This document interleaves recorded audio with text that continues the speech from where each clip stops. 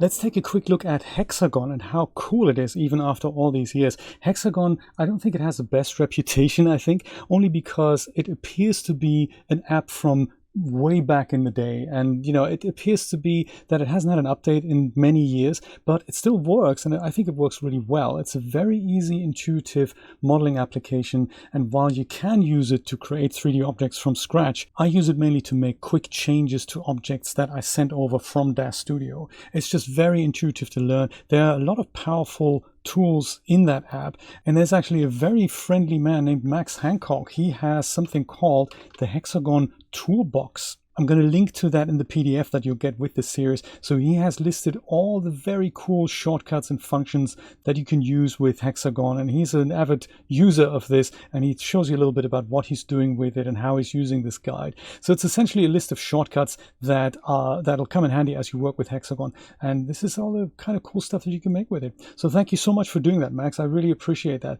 and I will go and link to his website and to this particular link in the PDF. There are actually two versions of Hexagon out there. One of them is 32-bit, and the beta version that was released in 2018 is 64-bit. So the difference between that is that the 64-bit version will let you handle larger files. So 32-bit always has that memory limit of around 4 gigabytes, slightly less actually, but the 64 gigabyte version doesn't have that limit. So just so that you know where and how to find it, in your install manager, you can have a look at Hexagon over here. So it's a product that you own by default, I guess. So you just type in Hexagon. You don't have to buy anything. It's a free product from Daz. So you type in Hex or Hexagon, and I have mine installed already here, and I've got the public build 64-bit version. In order to find that public build, so the other one would be this one here, that's the regular version, but that's the 32-bit version. In order to find these ones with the yellow strap here, and also the one that says 64-bit, head over to your download filters up here and scroll down until you see the release channel tags, and then just tag the public build option here. As soon as you do that, you will see additional items appear in your install manager, and then select this one that I've already got installed here, Hexagon 2.5 public build 64-bit. That's how we get it going.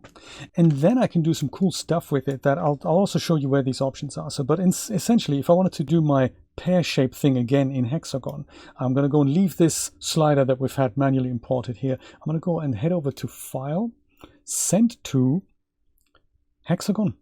And if I do that, Hexagon is going to start up magically. It's also going to show me those news items here that I've always deselected, one of those things. And then I can go and see that I can work with my object here. So I go through the basics of the interface here. There is a nice channel that will show you more about Hexagon by Vladimir Shupin. I will also link to his channel in the description. So in order to move around the viewport, Alt, left click and drag will make that happen. That'll let us rotate around an object. Scrolling the mouse wheel will let us zoom in and out. And notice it'll do that wherever the mouse cursor is positioned. So if I put my cursor over here and then zoom in here, then it appears that my object is going off the center, but Hexagon is looking at where my mouse cursor is. So if I zoom out and then position that where I'd like to have a closer look at, then this is how I can do that. Alt and right click will let you pan the object around. And then Alt and the full stop button on your numpad will focus in on a selection, a bit like Control F in Daz Studio. But in order to do that, we need to select an object first. So 3D applications are usually divided into something like object mode versus editing mode. That's how Blender thinks about this. And Hexagon is a little bit like that as well. We have these options here at the top left. And the first one here is called the select objects mode. So if we had multiple objects in our scene, which is important when we adjust clothing, because we're going to have the figure as well as an item of clothing, as well as all the other parts that come with our scene, we can select which one of these we'd actually like to work with.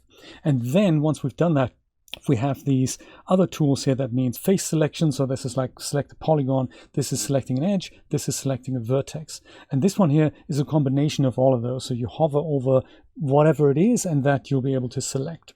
So selections, once again, very important when you're working with 3D applications. So I'm going to do this object selection thing first and select my sphere. That comes in with materials, by the way. And as soon as I do that, I can see that my wireframe is showing here. So that's quite nice. I'll also see that at the bottom right here, my sphere is selected. So this here is equivalent to the Scene tab in Daz Studio. You'll have multiple objects here. At the bottom here, this is for the dynamic geometry. If you're making modeling changes, you can do those non-destructively in Hexagon. And then at the top right here, this is kind of the tools panel that'll show you properties of the current tool, of the current operation that you're doing. On the left hand side, we don't really have much, so you can close this down if you wanted to. You can just collapse these palettes if you want. I'm going to leave these open just in case, and I'm going to go over and change my selection to the point selection tool here. And then I'll go and Alt left click and drag in my viewport so that I can now go and select one of these many vertices in my scene. So anything then when I hover here, there's this little blue dot that appears, and if I go and left click on that, it'll get selected, and then that is the object I can work with. So my manipulator shows up as I'm used to it, and I can go and perform these operations now on this one selected point here. So left click and drag up, and that'll make that point move up or down. Control Z undoes that. Same with the red arrow or with the little triangle here. So left clicking and dragging will move that along 2 axes. So exactly like what we've learned already. Control Z undoes that. I might not want to move just one point. Usually organic changes look much better if you make them on multiple points, not just on one. But that's where Hexagon has something called soft selection. And it means that adjacent points will also be selected and can also be modified with a fall off.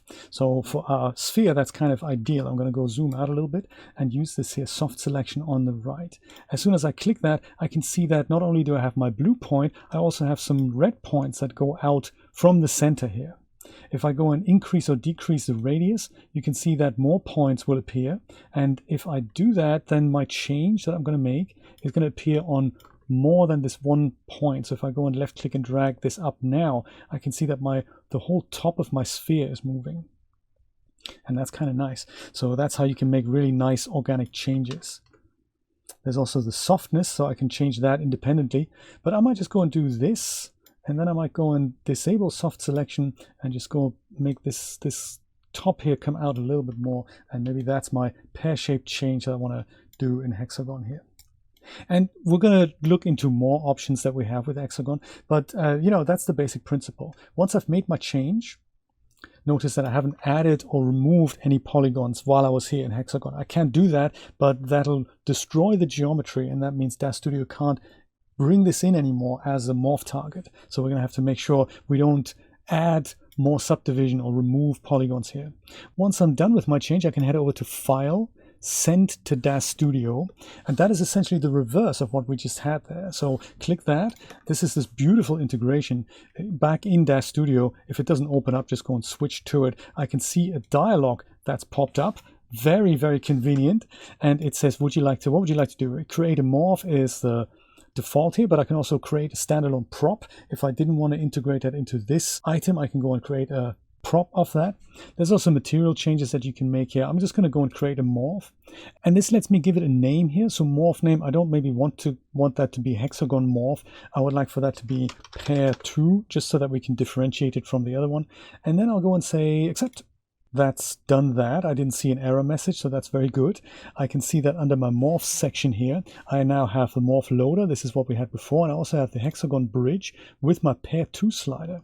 And what do you know? I crank that up to the right and whoops, something happened there. I'm kind of glad it did happen, because if this happens to you as well, this means that the option to reverse deformations was not enabled, and it isn't actually by default. It's actually kind of very clever Hexagon. I will show you how to amend that. It is a setting that you have to enable in Daz Studio actually for this option to come up, so no problem. Let's remove this. I'm kind of glad this went wrong. So if you had this and you think, hey, this is really not the morph that I wanted to make, I don't want this thing to change positions here, that's okay. You can go and delete this slider out if you don't want it anymore. So right click on this gray space here, put the parameter slider into edit mode, and then go and select this here, right click and say delete selected property. That will get rid of that morph slider. And we even lost the whole category here, which is cool. Disable the edit mode again. And let me show you what we need to do for that to be changeable. So under edit preferences, we have this item here called bridges, and Hexagon is now in here that I've installed it. It also has the path to Hexagon. So when you run this for the first time, you might find that a file dialog comes up in which Daz Studio is asking you, hey, where does Hexagon live here? And then you just direct it there and it'll remember this path. If you have multiple versions of Hexagon, this is where you can change that. But in the most important thing is under show options here. Basic is what we just had. We assume we don't deal with options, but really we do. So we want to switch this over to advanced, then hit apply and accept, and then try our luck again. Now when I go back to Hexagon, where my change is still intact, I can head over to File, Send to Daz Studio again. And then when I now switch back to Daz Studio, I will see a little options dialog pop up that reminds me of the morph loader that I've introduced you to in the previous video. So we have the same options here, but we have more of it as well. So there's a preset that I can choose. I'm not going to do that. I'm just going to open this up, and there's now the property that I need to set. And this is pretty much like that for 90% of anything and everything that you bring back into Daz Studio. You have to change the reverse deformations from no to yes. You can expand this as well. There are other options that you can apply here, but yes is usually fine. You hit accept, and then that means that Daz Studio can reverse calculate any deformations that the object may have already had, so that it can isolate your change from whatever other thing might have been applied. In my case, it was the transformation. So my sphere wasn't in the middle of the scene. It was slightly further to the right offset. On characters, it'll be that they're not the base figure, that there might be a custom character that you've applied a morph to already. So that's a morph target on top of a morph target. And this option, reverse deformations, will tell Daz Studio, hey, isolate that from the thing that we want to turn into a slider. So now we have this hexagon morph here. I forgot to name it, but you know that option exists as well. I can left click and drag that now, and the sphere will remain in the same spot. So that is kind of cool. Reverse deformations. Let's remember that. So that was a sphere, but that doesn't really help us with George's clothing. So let's go and turn our attention to that next. I might go and make the sphere invisible here and bring George back. In fact, with control, clicking on his eyeball icon so that everything comes back with George. And perhaps I either want to make a change to the outfit, maybe I want to fix some poke through, or maybe I want to do something like make his legs longer or his arms longer or something like that. I will try to make his legs longer, like the trouser legs longer. So I'll go and select George, and parented to him are these two clothing items. So this is important to remember. Anything that is parented to George will also now end up in Hexagon. In fact, in Hexagon, so that I don't end up with multiple items here, let me go and grab my sphere and just delete it because I don't really need it anymore. There we go. You could alternatively close Hexagon down and open it again. It doesn't matter. So now we go and say File, Send to Hexagon. This will take a little bit longer, but in Hexagon, we're now going to see George and his two items, and we're going to see George in the pose. So watch out for that. I'm not entirely sure why George's top doesn't look exactly like in Daz Studio, but then again, it's not a rendered viewport, so maybe I did apply a shader and then change it to black. I really don't remember. I just know that in here, this looks kind of plain, and we have that camel pattern on the bottom, and we have the camel pattern on the top and the bottom in Hexagon. So small inconsistency there. Let's not worry about it. We do see more poke through in Hexagon now, but that's only because the smoothing modifier that is active inside Daz Studio doesn't work inside here. So one thing to remember that. Sometimes you see poke through where there isn't any, but if you were to change this now, you can be sure it definitely isn't there in Daz Studio. So one of those things, if I wanted to change this poke through here on the top, I would go and select it first, the t-shirt, then zoom into that area and change this to face selection, and maybe go and just grab these two faces here and just very gently move them out. This is something I believe we have talked about this in Daz Studio. See the rotation of the manipulator? It faces where the world is pointing up, down, left, and right. But that's no good if I wanted to move this polygon or a few polygons on the side outwards facing the direction of the normal. So I want to really have something that goes this way, but currently my manipulator doesn't point that way. Thankfully, Hexagon lets us change that over here at the top left. If we change the selection from world to selection, then watch what happens to the manipulator. It now gives us exactly what we're looking for. So selection versus world versus bounding box. Those are the options that we have here. Usually world versus selection works really well. So I'll change this to selection, and then I could go and left click and drag this out, and thereby avoiding that little bit of poke through. And if I wanted to add soft selection to that, that's also possible. Control Z undoes that. We have poke through again. Let's go and enable soft selection. The selection area might be wider than I want, so I can see that this whole area would now be moved. If I go and left click and drag this, that's more than I really want to move. So I'll go and turn that down, the selection radius here, until the red dots are kind of in the area that I want influenced. And now I'll just go and move that out a little bit. Poke through has been combated, like so. Perfect. Let me show you something else that we can do as part of this morph. So if there's other parts, just go around them and do the same thing. So now these selections here, these sections, you can probably do the same thing. Just grab them and then move that bit out. There, poke through is history. And you just go around and just fix poke through this way. And all of these little changes that you make to this geometry, to George's top, we can use and dial in as a morph target when we need it. Pull this up a little bit, pull this up. You can do as much or as little as you want, be as granular with it as you want. The navigation really grows on you, and it's just such a handy tool to have this for small fixes without having to be a professional modeler, Maybe that's my top done now, and I'm going to go and send these changes for the top back to Daz Studio. So that happens by going back to object mode. With the t-shirt selected here, I'll head over to File, Send to Daz Studio. And this has to happen item by item. So if I go into Daz Studio now, it'll say create a morph, and this is now just for the t-shirt here. Expand that here so you can see it. I'm going to go and say no preset, create a morph. I want to go and reverse the deformations for sure. And in here, I'm also going to give it a name. So instead of hexagon morph, I'll go and double click into this and say this is now shirt poke, just so that I remember what that was, and hit accept. And that is now created successfully. So in order to dial this in, we had the smoothing modifier, so we don't actually see that much of a change. But in order to dial this in, I have to go and select my t-shirt now. And under the morph section, I have the shirt poke morph. If I go and enable that, you can see that there's a change that I've made with Hexagon. And now the smoothing modifier doesn't have to work quite that hard. There. I can go and literally switch back to Hexagon now and make another change to another item. That's also quite handy. So I'm going to try and give his trousers a slightly longer leg. So I just make it just above the knee, just make him a little bit longer, like cargo shorts, that sort of thing. So in order to do that, I'll go into object selection mode, select the pants from here, and then I will go and try, I'll do this leg by leg. So they're not symmetrical, I don't think. So I'm going to go and use my edge selection tool now, like so. And then I'll go and maybe select this part of the trouser leg here, something at the bottom. Not sure why I can't select that. That's interesting.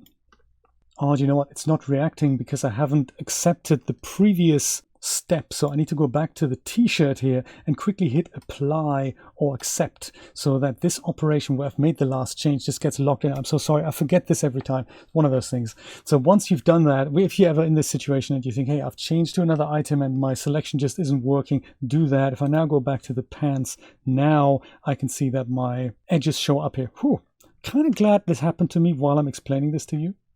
So let's pick one of the bottom seams here, just one edge, like something like this, and with that I can now tell Hexagon to go and do a loop selection. So follow this edge along as long as you can. So that'll be the whole trouser leg, and that is up here with this loop action here. The letter L will also be a shortcut to that. If I do that, you can see that the whole ring of the trouser leg's now selected. And my soft selection is still on, so that's kind of what I want. I can go and left click and drag and pull this down and just make that trouser leg a little longer. I can probably also make that a little, scale that in a little bit. I can move that in line with his leg here. It doesn't have to be something drastic, but you can see how easy you can make longer sleeves or longer skirts. with the soft selection, you can see that the polygons here, they're distorting. So that'll probably have an effect on the shader.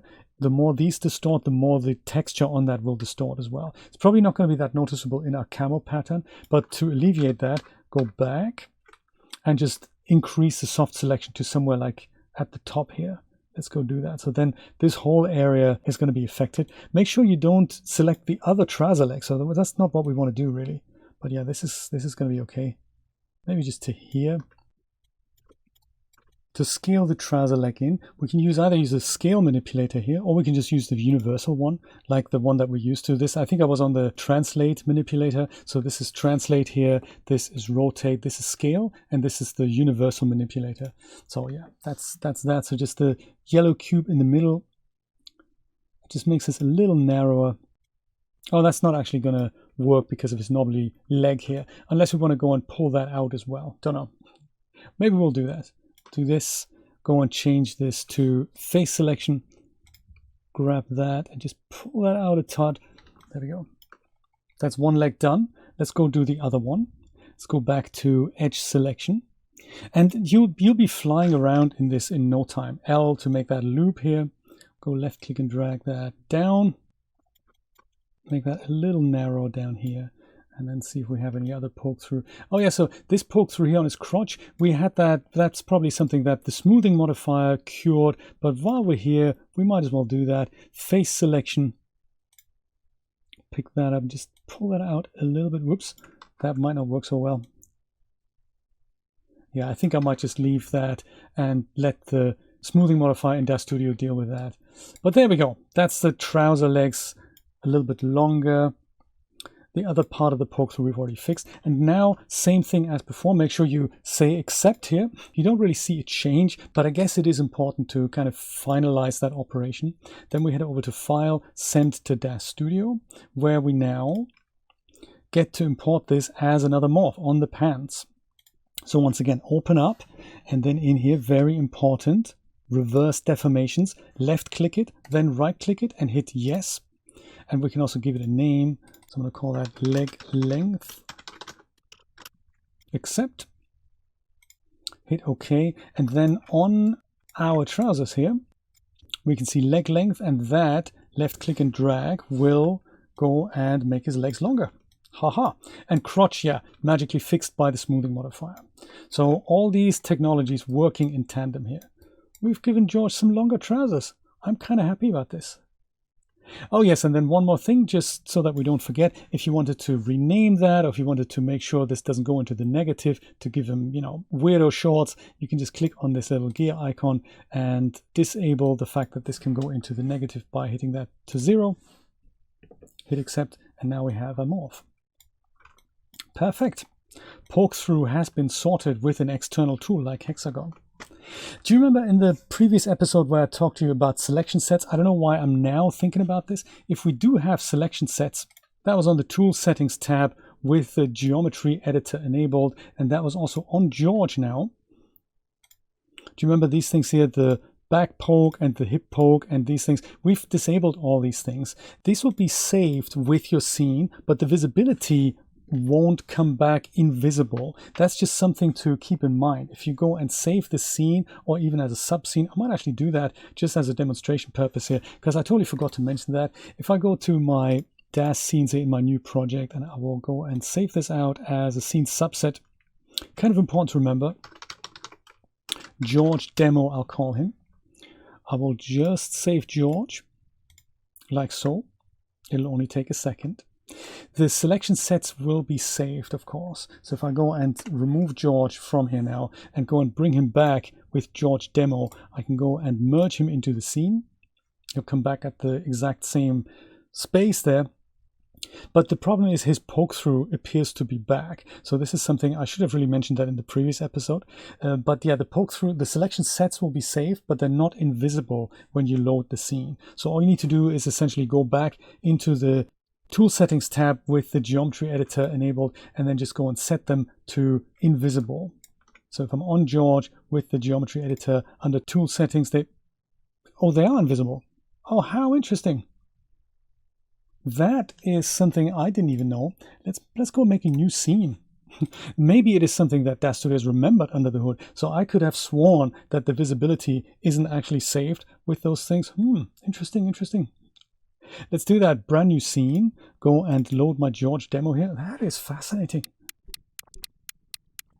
Here's George, and I still can't see any poke through. So maybe it's a bug that's been fixed. Hey, that would be, no, there we go. Haha, okay, fine. So here, this is the expected behavior now. So I'm loading him back in a new scene, and the selection sets are now visible again. So this is just something that isn't saved in Daz Studio. Just in case you ever do fix something poke through wise with scene selections and you think, hey, I could have sworn I fixed that. You have. It's just you have to manually turn these into invisible again. It's one of those things. If ever I find out how to fix it, and I will let you know. Maybe there's just a tick box that we need to tick in order to do that in saving. This was all about Hexagon, and I encourage you to explore. There's so much that it has to offer. There's Vladimir Shupin's channel that'll explain how to use Hexagon in modeling. There's another Hexagon channel that Daz run that has all these little demo videos about functions that Hexagon has. That's also well worth checking out. I'll put that in the PDF as well. And then of course there's Max Hancock's wonderful Hexagon toolbox that I'll also link to. Have fun exploring it. I think it's really worth taking a look at, because I think it's just so easy to make quick changes to items that are not quite working as they should. And Hexagon is a free tool that is so well integrated in Daz Studios, well worth exploring, even in 2022 and beyond.